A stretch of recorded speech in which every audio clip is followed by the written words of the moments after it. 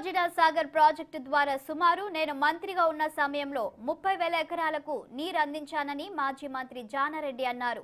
2014 నాటికి సాగర్ నియోజకవర్గం మొత్తం డాము రోడ్డు వేయించిన ఘనత తనదేనని ఆయన అన్నారు.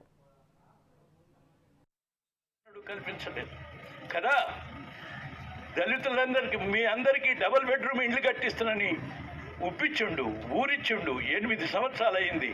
ప్రతిరోజు పొద్దున్నే వచ్చిన మళ్ళీ నిన్నమన్న ఒకటి మొదలుపెట్టినాడు. మొదట డబల్ బెడ్రూమ్, తర్వాత 5 లక్షలు, ఇప్పుడు 3 లక్షలు.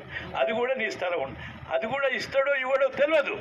అంచేత ఇప్పుడు మన దెబ్బకు తట్టుకోలేక ఆ 3 లక్షలన్న వస్తే అది మీరు కట్టే లోపలనే, అంటే అది పునాది తీసే లోపలనే ఎన్నికలు వస్తాయి. అదే మేము ఇద్దామనుకున్నా కానీ ఎన్నికలు వచ్చినాయని చెప్పి ఆ ఎన్నికలు అయిపోయిన తర్వాత క్లోజ్.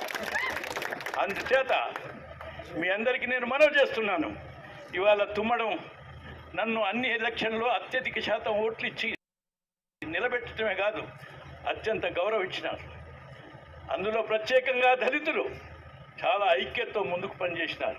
ఈ మధ్యకాలంలో మిమ్మల్ని అందరినీ విడదీసినారు తప్ప, కానీ ఇవాళ కూడా అనేక మంది వివిధ కులాలుగా విడదీసి మిమ్మల్ని వ్యతిరేకం చేసినారు. మళ్ళీ అయినప్పటికీ 1000 ఓట్ల నుంచి కనీసం 50 ఓట్లనన్నా తగ్గకుండా, అంటే ఉదాహరణ ఆఖరికి కింద 23 అంటే 1000 ఓట్లకు తగ్గకుండా చూపించినటువంటి మీ శక్తి ఆఖరికి 23 అన్న జానారెడ్డికి కొంచెం ఎక్కువనే ఉన్నదని చూపించిండ్రు. అందుకు నా ధన్యవాదాలు. నేను మీకు